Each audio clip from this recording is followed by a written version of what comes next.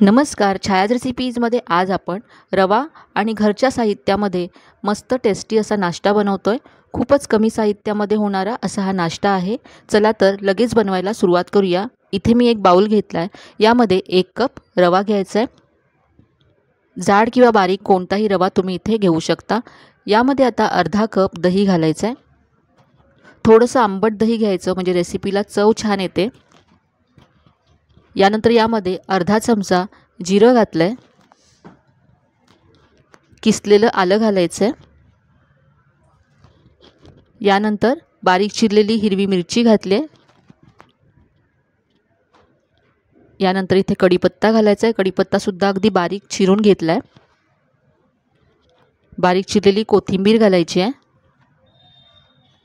आणि चवीप्रमाणे इथे मीठ घालायचं आहे. आता हे सगळं साहित्य मिक्स करून घ्यायचं आहे. हे सगळं व्यवस्थित एकजीव केल्यानंतर यामध्ये आपल्याला पाणी घालायचं आहे.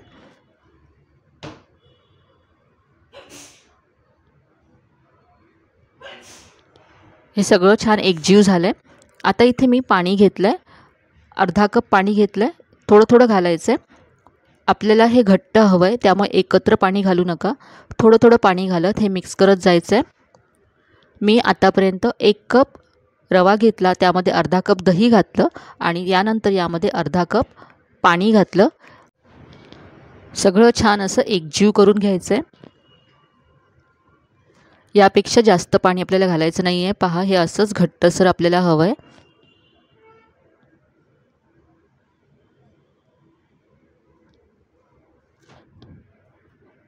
हे व्यवस्थित असं छान एकजीव करून घेतल्यानंतर आपल्याला हे झाकून ठेवायचं आहे. तर रवा इथे फुलेपर्यंत आपण याबरोबर खाण्यासाठी मस्त अशी चटणी बनवूया. तर इथे मी 1 वाटी खोबरं घेतलं आहे, मिक्सरच्या भांड्यात घालायचं आहे. यामध्ये 1 चमचा भाजलेली चण्याची डाळ घालायची आहे. यानंतर थोडंसं इथे आलं घेतलं आहे आणि 2 लसणाच्या पाकळ्या घेतल्यात.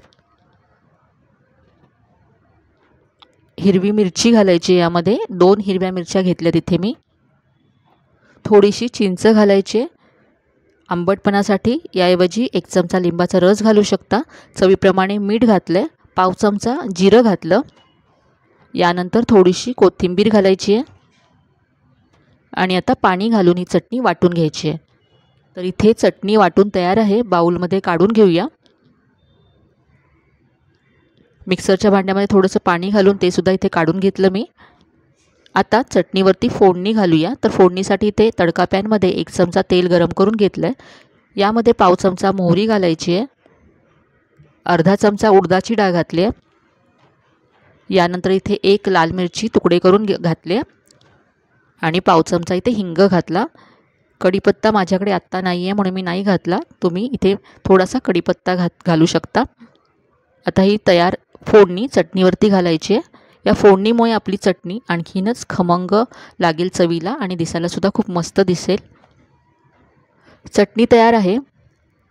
चटणी आता बाजूला ठेवूया आणि पुढची कृती करूया. आपण रवा झाकून ठेवला होता, तो आता छान फुलला असेल चटणी होईपर्यंत. तर हे पहा, रव्याने दही पाणी ॲब्झॉर्ब केलं आहे. छान सॉफ्ट झालं आहे. हे थोडंसं मला आणखी घट्ट वाटते म्हणून इथे मी पाणी घातलं. साधारण 1 चमचा पाणी आणखी घातलं. पाहू शकता, हे असं आपल्याला हवं आहे. यामध्ये आता चिमूटभर बेकिंग सोडा घालायचा आहे. पाव चमच्याच्या अर्धा इतका मी इथे बेकिंग सोडा घातला आणि असं सोडा मिक्स करून घ्यायचा आहे व्यवस्थित. छान असं हे फेटून घ्यायचं आहे.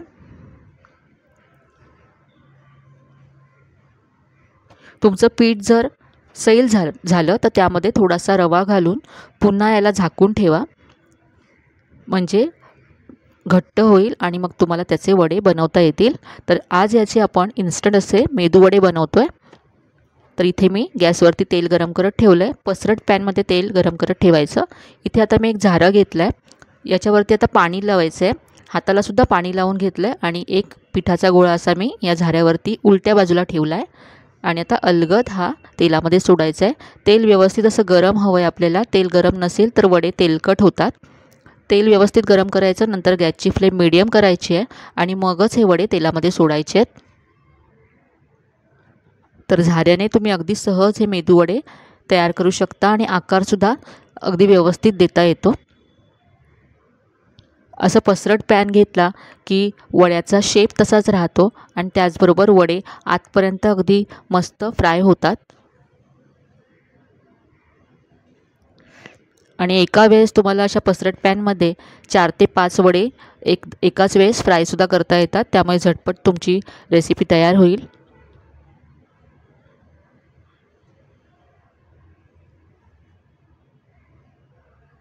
या पिठामध्ये मी कांदा घातला नाही. तुम्हाला जर आवडत असेल तर तुम्ही कांदा घालू शकता, पण कांदा तुम्हाला अगदी शेवटी घालायचा आहे.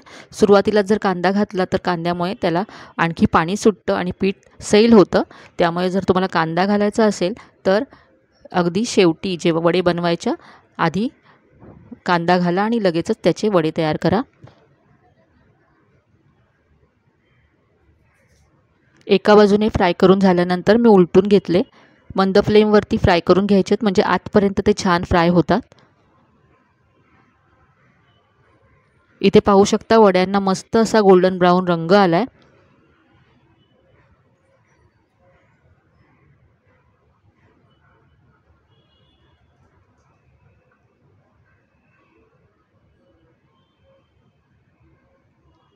आता हे आपण काढून घेऊया. याच्यातलं तेल निथून असे काढून घ्यायचे आहेत. तर हे रव्याचे मेदूवडे तयार आहेत. इथे मी सांबार चटणीबरोबर हे वडे सर्व केलेत. अगदी झटपट तयार होतात आणि चवीलासुद्धा खूप मस्त लागतात. डाळीचे मेदूवडे पचायला थोडे जड असतात. खाल्यानंतर आपल्याला थोडासा हेवी असा नाश्ता होतो. तर तुम्ही हे वडे तयार करू शकता. चवीलासुद्धा मस्त लागतात. बाहेरून कुरकुरीत आणि आतून सॉफ्ट होतात.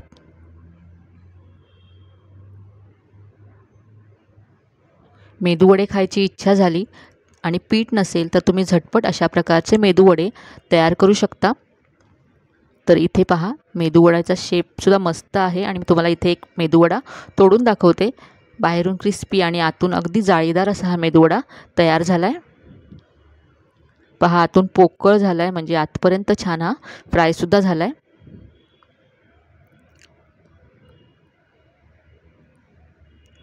तर खूपच कमी आणि घरच्या साहित्यातून मस्त असा आपला मेदूवडा तयार झाला. आजची ही रेसिपी तुम्हाला नक्कीच आवडली असेल.